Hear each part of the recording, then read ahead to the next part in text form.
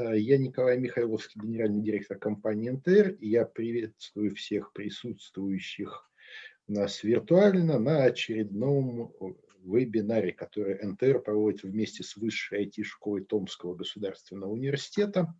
И я приветствую Евгения Сельдина, университет Копенгагена, который, собственно, будет рассказывать нам про оптимальные алгоритмы для стохастических и адверсарных бандитов. Что такое адверсарные бандиты, лично я даже и не знаю, так что, наверное, узнаем. Спасибо. Евгений, передаю вам слово. Да, хорошо, спасибо. Я должен сразу сказать, что я, в общем, докладов по-русски никогда не читал, поэтому мы договорились, что этот доклад будет проведен на английском. Я надеюсь, что, в общем, это не вызовет больших проблем. Да, абсолютно нормально, пожалуйста.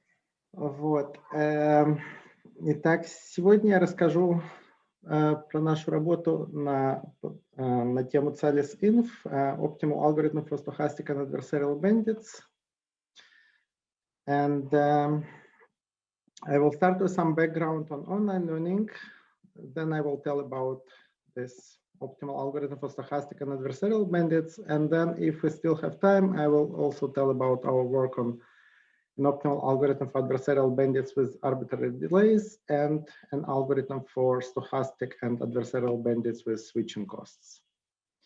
So I understand that not everyone here is familiar with online learning, so I will start with a brief introduction to online learning. In the classical batch learning, which I guess most of you are familiar with, we start with collecting the data, then we analyze the data, and then we output a classifier, and this classifier is used for making predictions on new data.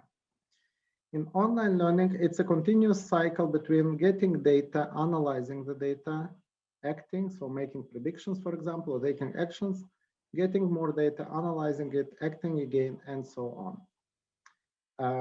By the way, I hope you can see my mouse when I'm pointing to the slides. The batch learning is based on the assumption that the data is independent identity distributed, which means that the new data comes from the same distribution as the data that the model was trained on. And this assumption is quite obvious. It's not always remembered, but it's quite obvious because once we release the classifier is fixed. And so if the data distribution changes, in this model, the classifier has no way to adapt to the changes in the distribution. In online learning, it's an unrestricted setting, so the data distribution may change because we are in this continuous adaptation cycle. So what are examples of online learning problems? Let's say investment in the stock market. We invest money in the stock market, and then we observe the rates of different stocks, and we adapt our investment strategy to the rates of the stocks. Online advertising or personalization, we present some advertisements on the web, and then we adjust our strategy of which advertisements we present depending on the reaction of the users. Online routing, where we send packages on the network or we plan our route to work. Games, robotics, and so on, and also intelligent data collection or experiment design. So in the batch setting, we collect the data and then we start analyzing the data.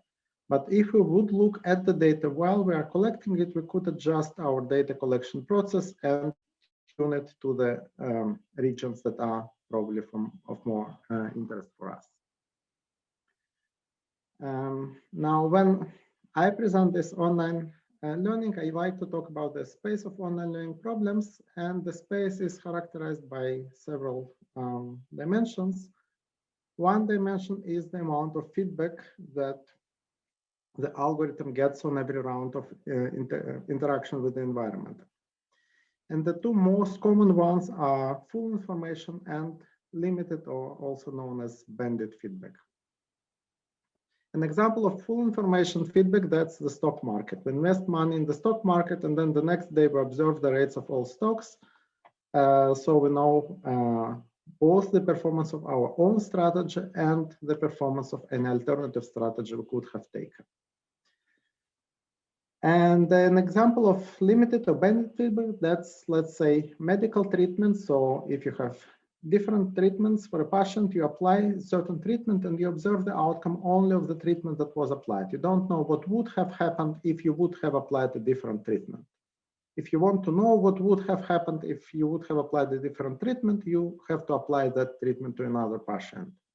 In contrast with the stock market, where you don't have to know what would have happened if you would have invested in different stock, because you observe the rate of that stock the next day.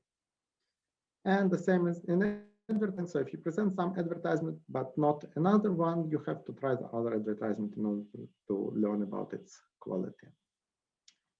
By the way, if you have any questions, I guess you can use chat to ask your questions, so feel free to do that. So when we are going to this limited or bandit feedback, we face exploration exploitation trade-off. So the algorithm collects data for itself, and it has to decide whether it collects data for exploration or it exploits the knowledge that was already collected. So as an example, let's say that we have 3 different drugs for some illness, and then we have a new patient. And one of these drugs we have tried 10 times and it was successful 6 times out of 10. Another drug was tried only twice and it was unsuccessful both times. And then we have a 3rd drug that we have never tried before. So which drug should we give to a patient? So it, this drug doesn't seem to be very successful, but it was tried only twice, and maybe there was just some statistical fluctuation which resulted in 2 unsuccessful trials, but maybe this drug is actually better than the one that was a bit more successful so far, but it was tried more. And this one we have actually never tried. So if we want to know how it performs, maybe it's better than the other 2, maybe not, but we have to try it in order to learn how it performs. So this is the exploration exploitation trade-off, whether we want to go for something that we know how it performs with some certainty, or we want to explore options that have not been tried or have been tried relatively little. Now we have the axis of environmental resistance, so how much the environment resists to the algorithm. And here we can distinguish between IID and adversarial environments. An example of an IID environment, that's, say, medical treatments. The medical patients hopefully don't try to outplay the algorithm. There is just some stochasticity in the process. Or let's say weather prediction. So again, there is some unknown element in weather prediction, but the weather is not trying to outplay the algorithm. In contrast, adversarial environment, so let's say we're talking about spam filtering. So the spammers, they are not sampling their spam emails ID. They're trying to outplay the algorithm and get past the spam filters. Or the stock market. So the stock market is probably not trying to outplay an individual investor, but it's also not an ID setting. So it's usually modeled also as an adversarial environment. And this adversarial environment, this is also something new that we haven't seen in batch learning, and it's only possible to learn in adversarial environments in online, but not in batch setting. So in the batch setting, we fix the classifier once we have finished the learning process. If something changes, the classifier has no way to adapt to it. It's only possible in the online learning setting to work with adversarial environment, where we have this possibility of continuous adaptation to the environment. And the way to think about it is in the game theoretic setting. So like, you try to learn to play chess. Again, the opponent in chess playing is not something that moves ID. And the key step here is to change the evaluation measure. So in batch learning, the algorithms are evaluated by their expected loss on new samples. In online learning, the algorithms are evaluated by the regret, which is the difference in performance compared to the best choice in hindsight out of a limited set of options. For example, investment revenue of the algorithm versus the revenue of the best stock in hindsight. So instead of looking forward, as we do with generalization bounds in batch learning, we are looking backwards and we are asking, have we done the best we could have done if we had known the future from the start? So this change in evaluation measure, this is critical for, well, dealing with adversarial environments and moving to this more complex problem settings. And then we have another axis, which is structural complexity. So we can talk about stateless problems, we can talk about contextual problems, we can talk about Markov decision processes. An example of a contextual problem, so in the medical treatments settings, it would be the medical record of different patients. So you get a new patient, you get the medical record, and this gives some context for selecting a better treatment. Markov decision processes, that would be subsequent treatment of the same patient. So here, the first treatment may influence the outcomes of subsequent treatments, which is not the case in the contextual setting, where we look at different patients and then whatever we do to one patient has no influence on the next patient. And this Markov decision processes lead to, well, delayed feedback in the sense that, again, the first action may influence the outcomes of subsequent actions, and the effect of it may only be seen later. And this is what's known as reinforcement learning. And then you can say that online learning is a special case of reinforcement learning, or you can say that reinforcement learning is a special case of online learning, but usual separation is along this line of whether the actions that are taken influence the state of the system, like the treatment of a patient changes the state of the patient, or in the online learning, it's usually problems where the actions are not changing the state of the system, like in treatments of subsequent patients.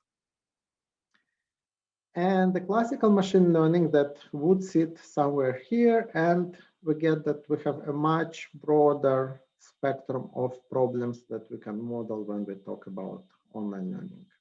So we can model this partial feedback, exploration exploitation trade-off, we can model adversarial environments, we can model situations where our actions change the state of environments, and so on. Now, each axis here, it corresponds to a certain form of simplicity. When we talk about feedback, well, the more feedback we get, the simpler the problem is. So here we have simple problems, here we have harder problems. When we talk about environmental resistance, there are several ways to measure simplicity. One is the gaps between action outcomes. So in the case of, say, medical treatments, if we have two drugs with very different outcomes, it takes much less time to identify the better drug out of the two. And during this time, we are suffering less regret compared to situations where we have two drugs with very close performance, and then it takes a long time to identify which of the two is a better drug.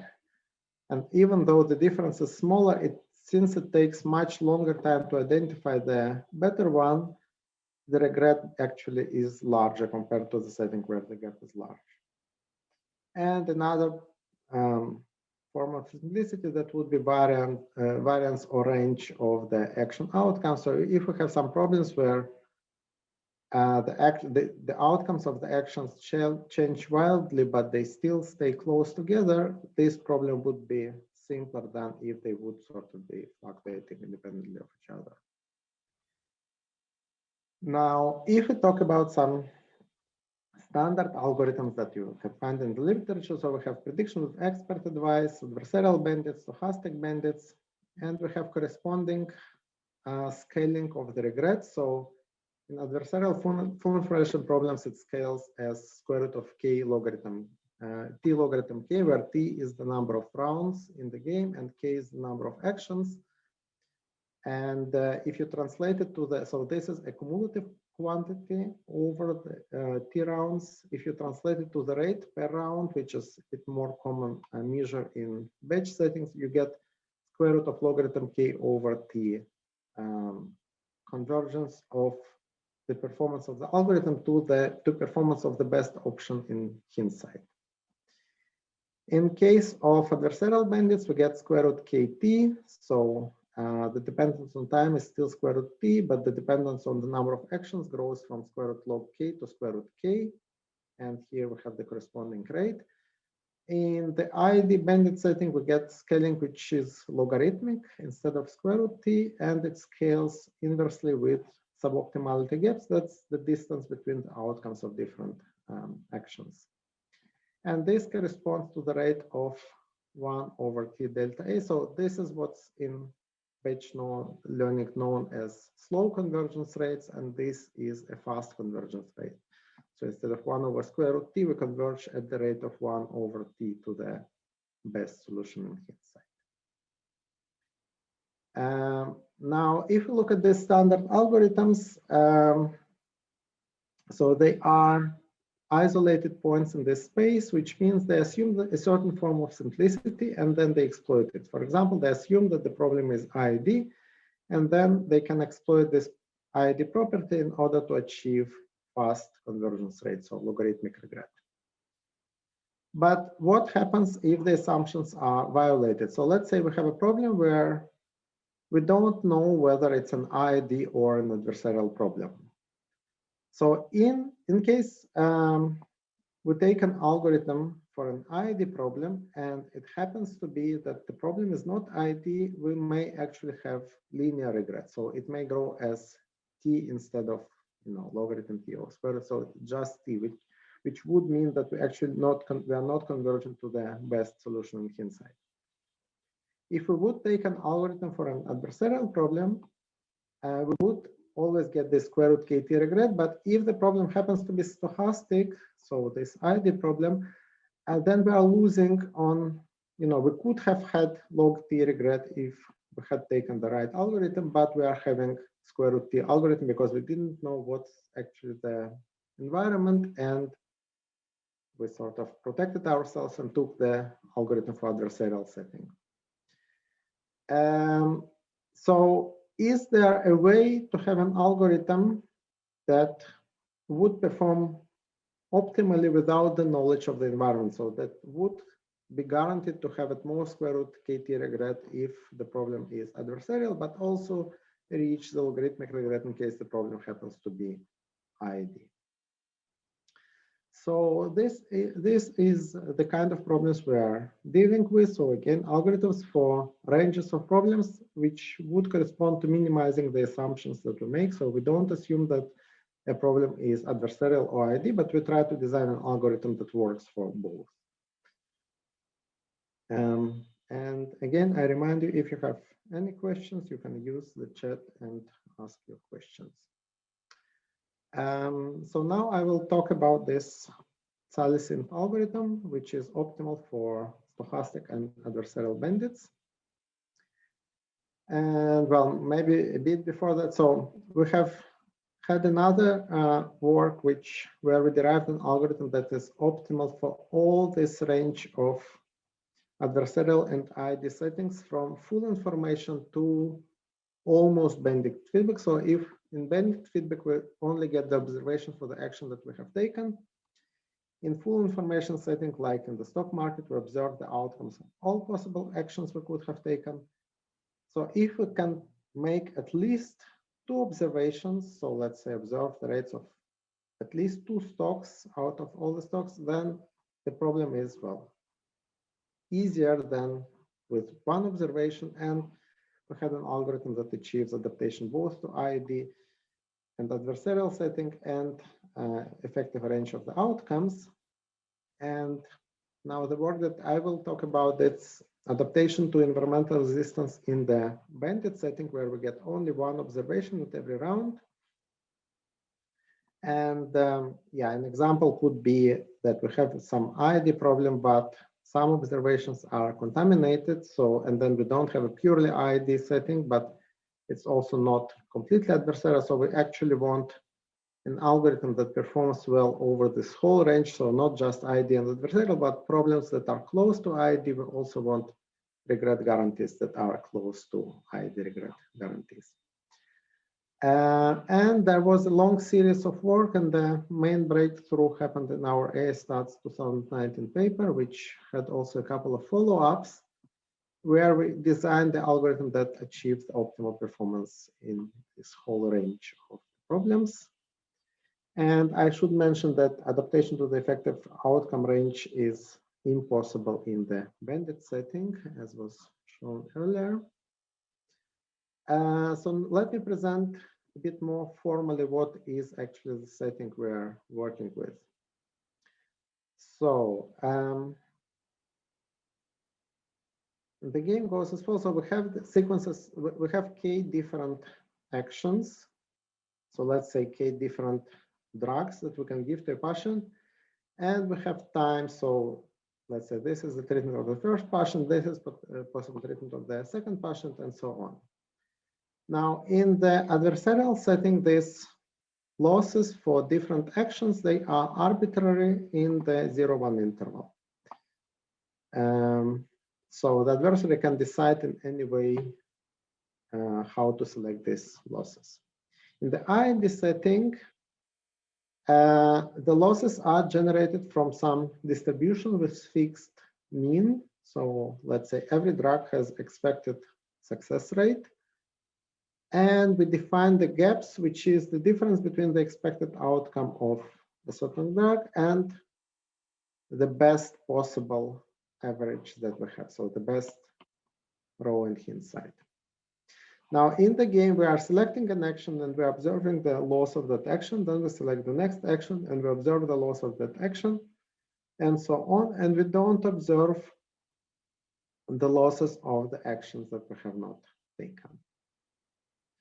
And the evaluation measure, that's the pseudo-regret, which is defined as the expected cumulative loss of the algorithm. So the cumulative loss over this path taken by the algorithm minus the minimum over the possible actions of the expected loss of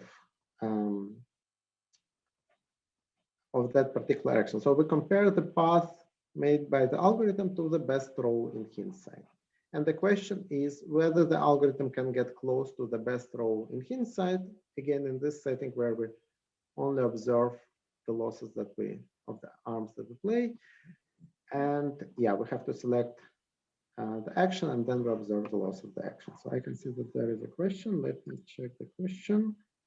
Well, I believe Leonid says that he can only see widescreen instead of presentation, but I do see your presentation pretty well now.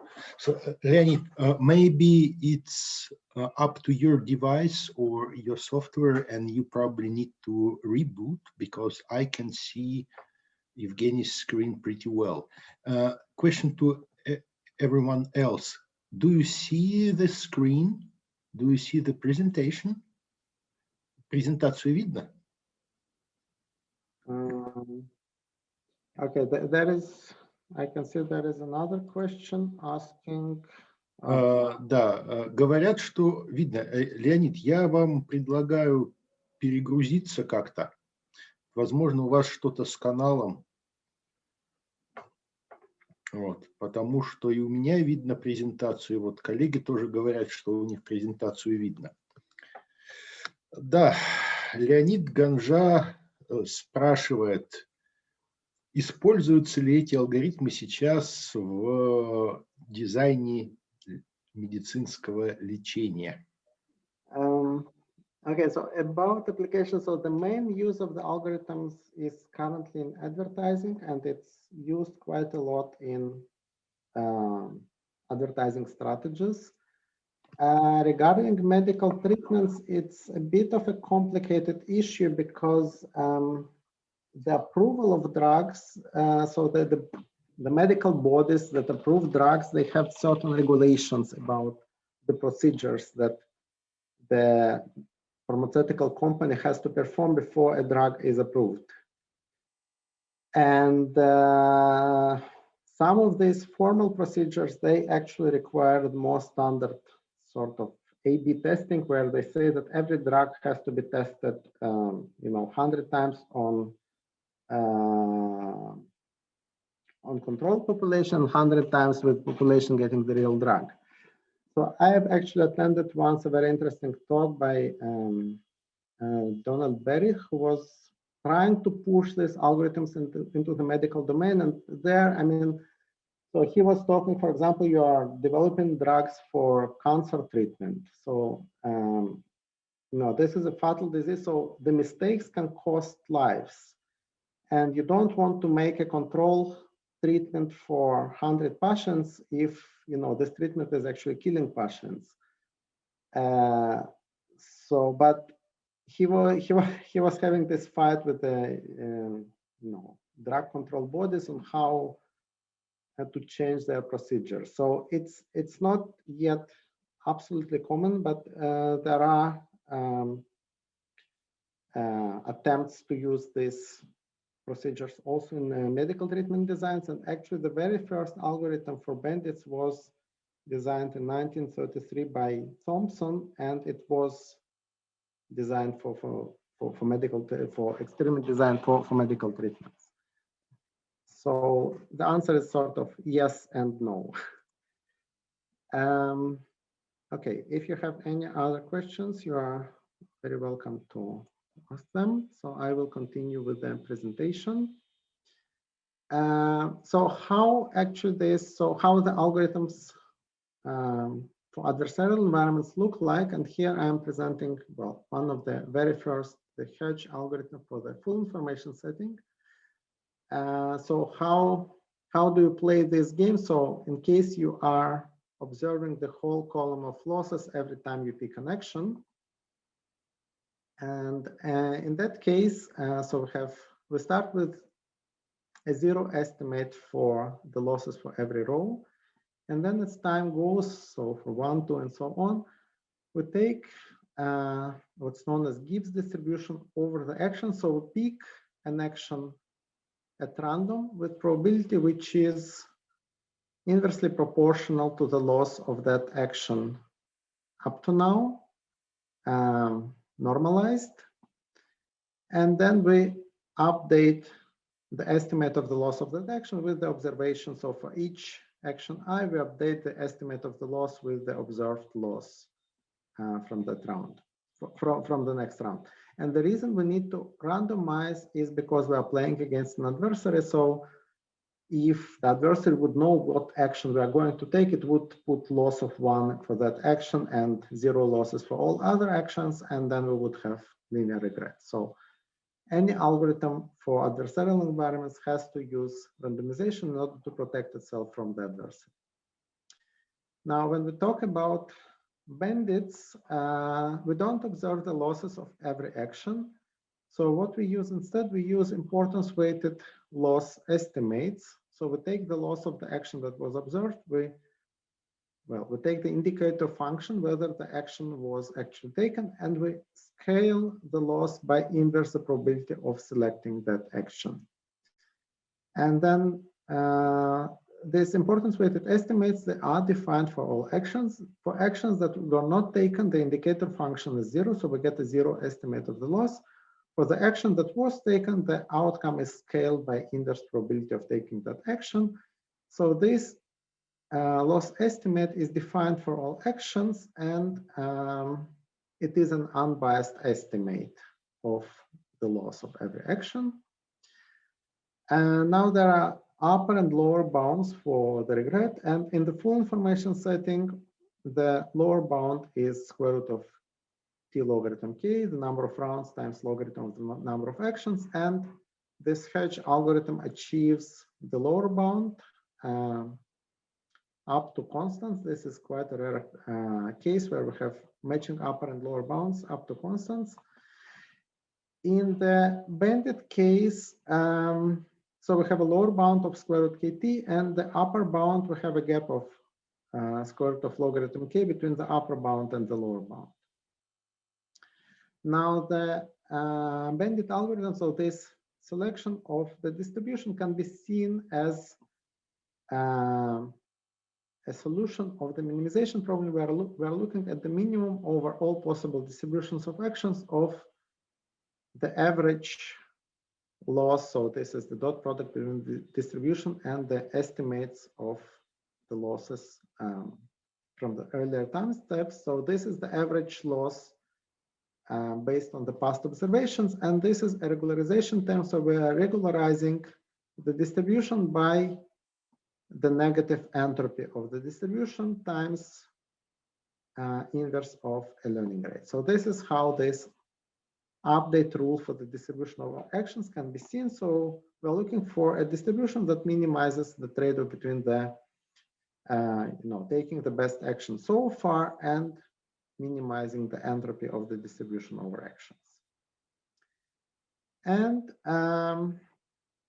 there was a work in 2009 by Audebert and Lubeck who replaced the regularization. So previously we had negative entropy regularization. They have taken the regularization by negative sum of the square roots of the probabilities, and this allowed them to remove this logarithm k factor and get a bound that matches the lower bound in the adversarial setting.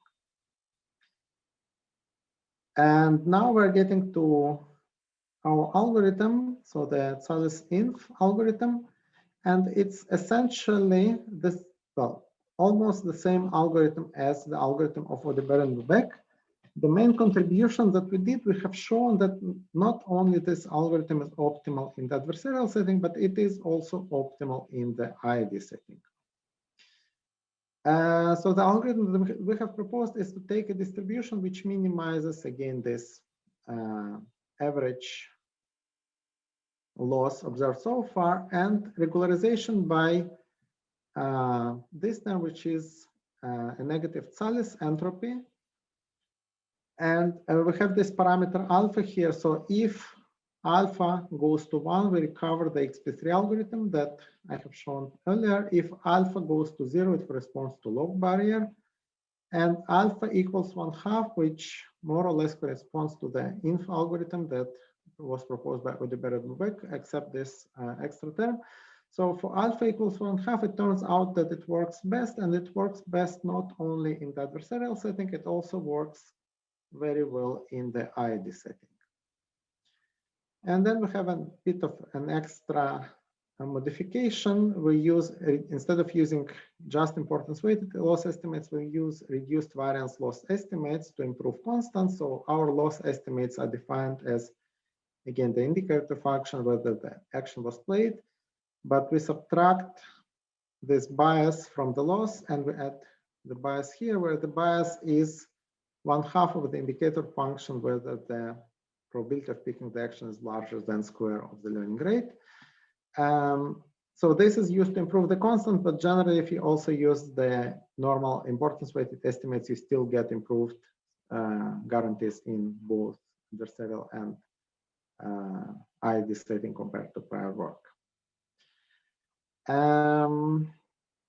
So what kind of guarantees do we get? So we take a learning rate of 4 times square root of 1/t, and we obtain that in the adversarial setting, the regret grows as twice the square root of kt plus some smaller terms, and in the IID setting, we get the optimal logarithm t over delta I, sum over the suboptimal action scaling, again plus some smaller terms, and both results match the lower bounds within constants.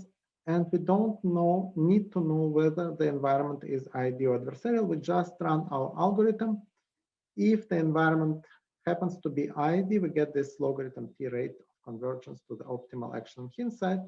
If the environment happens to be adversarial, we are still guaranteed to have at most square root kt regret. And we also get logarithmic regret in several intermediate regions. So it's not just adversarial and IID, but if we have some contaminations of the IID environment, we are still getting the logarithmic regret as long as the contamination is not too large. So a bit about empirical evaluation of the algorithm. So here what I first do, I compare the cumulative regret of the algorithm in the IID setting. And here we have Thompson sampling, which is the best algorithm for IID environments. We have EXP3 that I have shown earlier. That's a standard algorithm for adversarial environments. We have EXP3++, which was the prior best of both worlds, so best algorithm for stochastic and adversarial environments. And we have the Tsallis-INF algorithm with reduced variance loss estimates. And here you have the first 10,000 rounds on a linear scale, and then the remaining rounds until 10 million on a log-log scale. And we see that the Thompson sampling, which is the best algorithm for ID environments, that's the best one also here. But our algorithm is very close to Thompson sampling, and the other algorithms are sort of somewhat behind. Now, the next experiment that we look at, it's not an ID environment, it's what we call stochastically constrained adversarial environment. So in this environment, we have time intervals where the gaps between action outcomes are the same within each time interval, but the outcomes, they all go up or down from one interval to another. So you can think, for example, that you have some common confounder. Let's say there is the weather that impacts how much people click on advertisements, and there are two advertisements. One is better than the other. On a sunny day, people probably click more in general, and they click more on the better one and more on the weaker one. On a rainy day, they don't click that much, but still the better one is better than the other one. So if we consider this environment and we run the same algorithms, now this Thompson sampling has linear regret. So instead of being the best, it's now the worst. And the other algorithms are more or less unaffected. And this Tsallis-INF algorithm that we have, it's now the best out of all with quite some margin to the rest. So we show that the algorithm is competitive in the ID environments, and it's better than other algorithms when we go for adversarial environments, at least in this particular case. Now, what was the breakthrough that allowed us to achieve this result? So all existing analysis of IB settings, they are based on concentration of losses around their means, and it goes more than 25 years back, including prior best of both worlds algorithms. So this algorithm for stochastic and adversarial environments, but they all had suboptimal regret. So, but their ID analysis was based on concentration of losses around their means. All existing analysis of adversarial settings, they are based on analysis of evolution of some potential functions or regularization terms, and it's also quite an old field. And the breakthrough that we had in our paper, we have shown that the analysis that's based on potential functions can be applied to the ID setting, and it actually leads to the optimal regret guarantee. So I will not go through the analysis. If you will have questions, I have a couple of slides at the end. So if you are interested, you can ask at the end, and then I will show how done. Well, let me start with a couple of questions, probably. Mm-hmm. It's well known for some problems, the losses are not concentrated around their means, but to the contrary, distributed, say, on a very multi-dimensional sphere. Which problems? Sorry. Oh, well, that includes deep learning problems where the loss function behavior is such that the losses are typically distributed on a manifold. In a simpler way, we can consider it to be a very multi-dimensional sphere. So the concentration of losses is around zero, is close to zero at the mean, but at it's high at some manifold.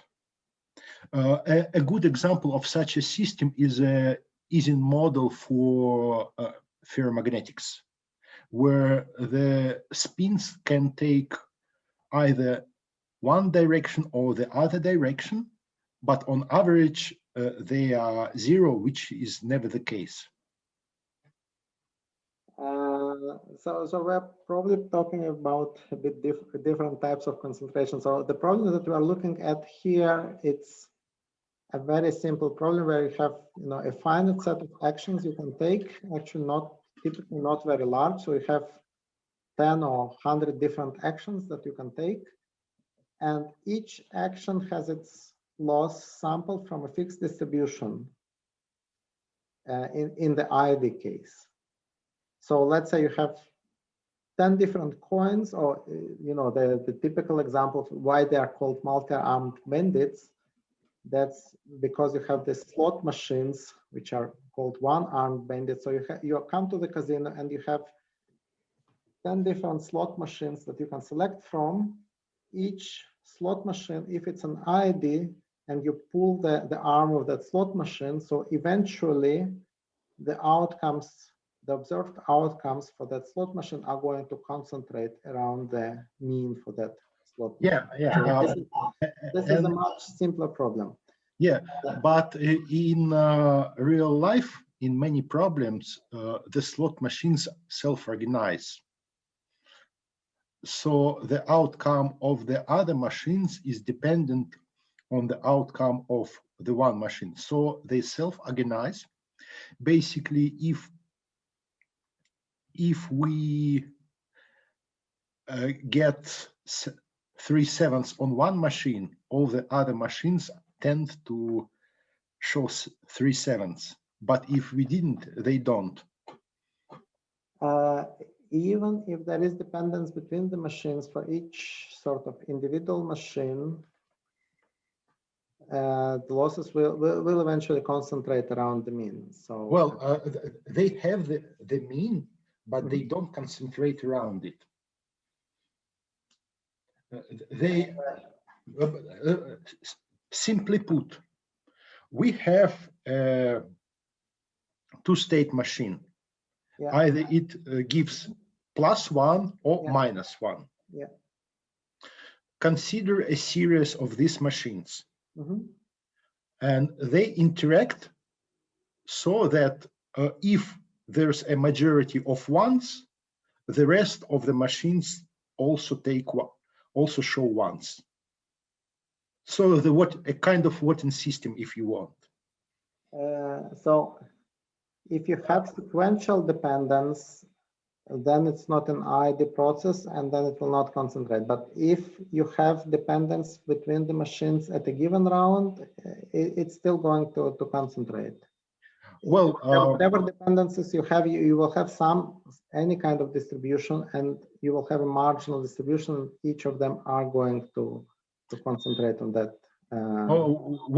Basically, in the case I describe, the results concentrate around 2 points, +1 and -1, but never at the mean.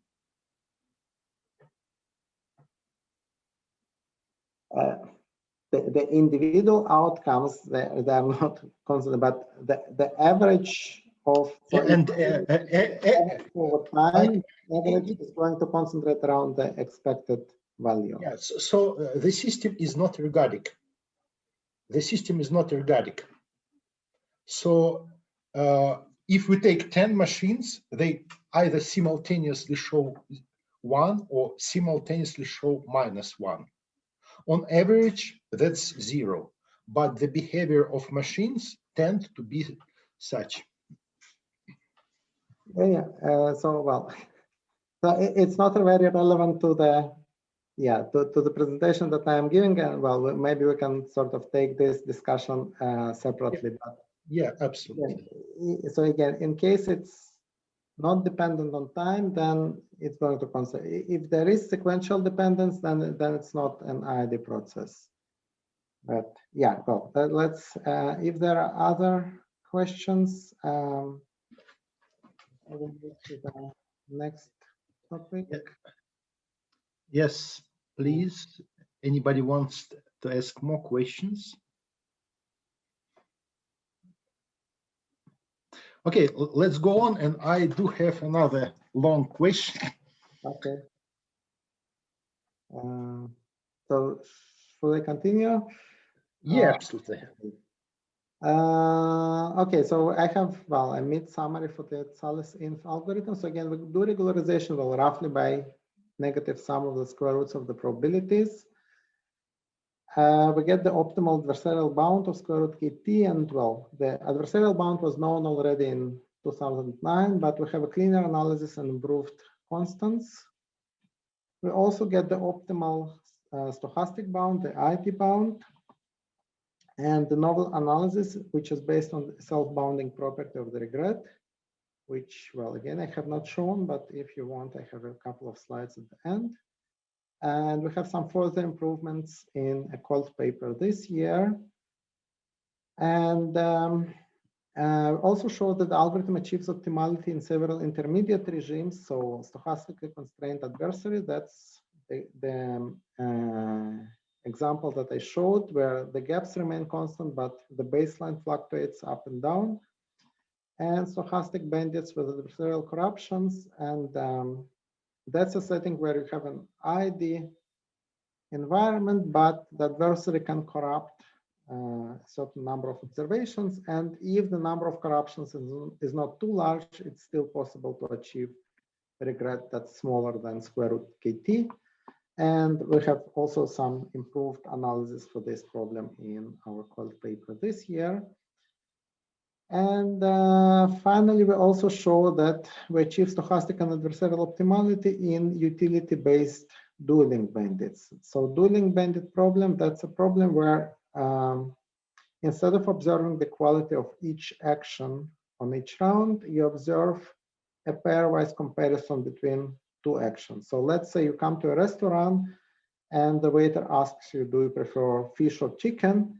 And then you say that you prefer chicken. So you know that the action chicken is better than the action fish, but you don't get the real value, neither for chicken, neither for fish. And well, there are algorithms for learning with this kind of feedback, which is, by the way, very convenient for systems that try to get human feedback. So let's say in a search engine, you output a list of a ranked list of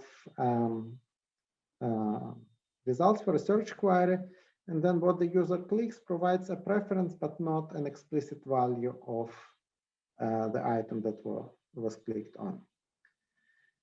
Or the same example with fish and chicken. Again, the user doesn't provide the exact value of the item, but a relative preference between two items.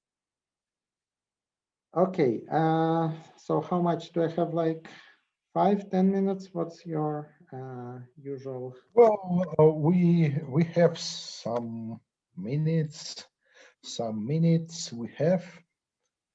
So if you have something else to add, feel free to. And if there's nothing like that, I do have a long question for you. So I have two other settings that, so this adversarial bandits with arbitrary delays and stochastic adversarial bandits with switching costs. So if you want, I could spend whatever 5-10 minutes describing them, or we could, yeah, you can decide. Yeah, I believe, well, for me personally, switching costs is interesting thing, and I would be happy to listen to that. But given that we do have some time limitations, well, probably let's go for that part, and then I will take probably a couple of more of your minutes to ask my question. Okay. Okay. So yeah. Well, may I just tell you about the setting with delay? So in the delayed setting, again, you play an action, but then you observe the outcome of that action with some delay. And well, for some actions, it may be no delay. For some other actions, it may be a longer delay. And you may have some natural delay. So you take an action, but you don't observe the outcome immediately. And you may also have, in the case of parallel processing, so if you have a server and then you get multiple requests, so you get, let's say you get multiple patients that you have to treat at once, and then you don't observe the outcome of the treatment of one patient before you treat the next patient. So that also leads to delays in feedback. And well, we have some algorithm for dealing with feedback, which I am skipping over. And now we are getting to algorithms for stochastic adversarial bandits with switching costs. So in switching costs, switching an action has a cost, and for examples, it can be a transaction cost or reconfiguration cost. So if you have some factor and you need to reconfigure that factor in order to produce another product, you have a cost. So going from one action to another is not free anymore. The regret in these bandits with switching costs is defined as, well, the standard regret. So the loss of the algorithm minus the loss of the best action on hindsight, plus the cost of switching between actions. And well, in this case, if you start switching too much, you may just pay too much on the switching cost and not get anything good. And for this problem, we have an adaptation of the Tsallis-INF algorithm, the Tsallis switch that we presented ICML this year. And the idea is to split time into blocks bi of lengths. Well, the length of block bi grows as square root of the index of that block. And the action within each block is fixed. And then we execute Tsallis-INF over the block, so on a higher level. And we have a learning rate, which is almost constant. It's not constant, but it's close to constant. So by using these blocks, we limit the frequency of switching because the algorithm can only switch between blocks. And the results that we get for this algorithm, so in the adversarial setting, there is a lower bound shown by some other people that the minimal regret scales as the number of rounds to the power of 2/3. And there is also an algorithm that achieves this lower bound up to some logarithmic factors. And our bound shaves off the logarithmic factors and achieves in the adversarial setting, we match the lower bound. In the ID setting, what we get with the same algorithm. So if we have a single best action, we are getting scaling with t to 1/3 instead of t to the 2/3. So we get improved regret guarantee, but it's not the optimal regret guarantee. So it is actually possible to achieve logarithmic regret in this problem if you don't care about simultaneous optimality in the adversarial setting. So this algorithm, if it's an ID problem, it would achieve the logarithmic regret. If you put it in an adversarial context, then it will perform, you will get linear regret. So in the case of a single best arm, we achieve improved regret. If multiple best arms, we have the same regret as in the adversarial setting. And the reason is that, yeah, so if you have two best arms, the algorithm will switch between the best arms, and again, it will suffer more or less the same regret as in the adversarial setting. So we're only able to exploit the simplicity in case of a single best arm and not fully. Okay, a summary. So for the ordinary bandits, we have presented the Tsallis-INF algorithm with regularization by negative sum of the square roots of the probabilities, and we have shown that it's optimal in the stochastic, adversarial, stochastically constrained adversarial, and stochastic setting with adversarial corruptions. I skipped on delay feedback, and for bandits with switching costs, we execute the same algorithm over blocks of size roughly t to 1/3, and we get optimal in the adversarial setting, and we get improved regret guarantees in stochastic setting with single best arm, and whether it's possible to achieve simultaneous optimality in stochastic and adversarial setting, and whether it's possible to achieve improved regret when there is more than one best arm. So that's still an open question. So I will then finish here, and I'm open for your questions. Yeah, thank you, Evgeny. Very interesting talk. We have used multi-arm bandits in real production environments, and it's interesting to see that the theory still develops. That's cool. my question is, let me tell you some kind of environment that which might be novel to you, and you, if you see an applicability of this kind of theories to this environment. Consider speech recognition at a call center. A speech recognition system takes small chunks of files, short talks between caller and call center, and does a transcription. With time, the topics of these dialogues and probably accents and some other features of the callers and sometimes of the call center workers change.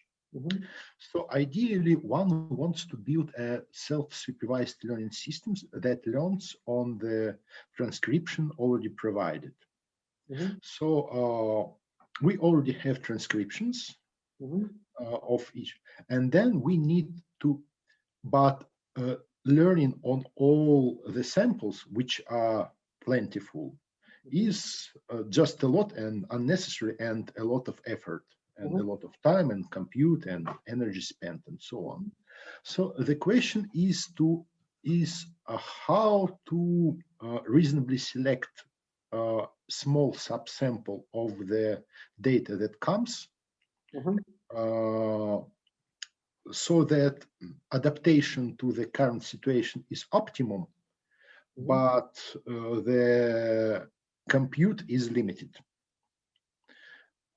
For example, we can take certain selections of these dialogues, like have some features introduced or have some neural network and immediate layers work on these things, but not too deep. And have some kinds of features of these dialogues or its translations. And then we can use kind of contextual bandits to select the samples for further learning. What do you think of that?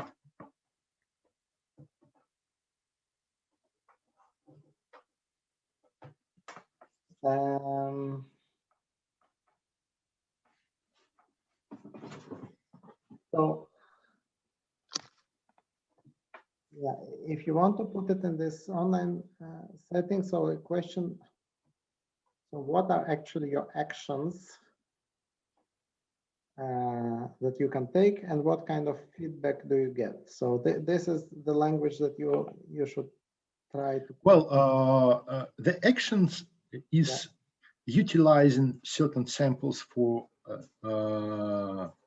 learning. So we use the transcription we do to update our model. And the outcomes that are measured is the change in transcriptions, basically. The only thing that we don't have ground truth here. So we only can measure change. We can get ground truth once in a while, but that's really expensive.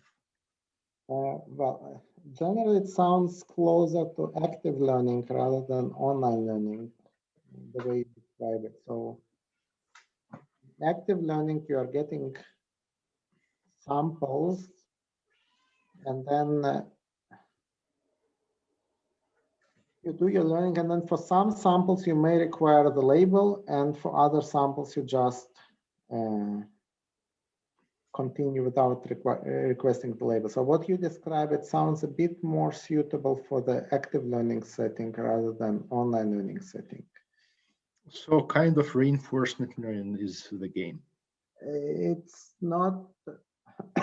It's not reinforcement. I mean, it is active learning. it is a different framework, and there are some connections, but it is a different setting. So, and there is It's online active learning where you are getting these samples one by one, and you can decide whether you want to request a label for a sample or you just annotate this sample yourself. Or provide the transcription. Okay. Okay. Thank you. Yes. All right. Thank you so much for your talk. Yeah. At least for me, that was very interesting and instructive. Yeah. Hopefully, that's the same for our participants. Yeah. Please keep us updated as your new works come up. I would love to hear your further works on this topic. And спасибо всем, кто здесь присутствовал. И до новых встреч. Спасибо.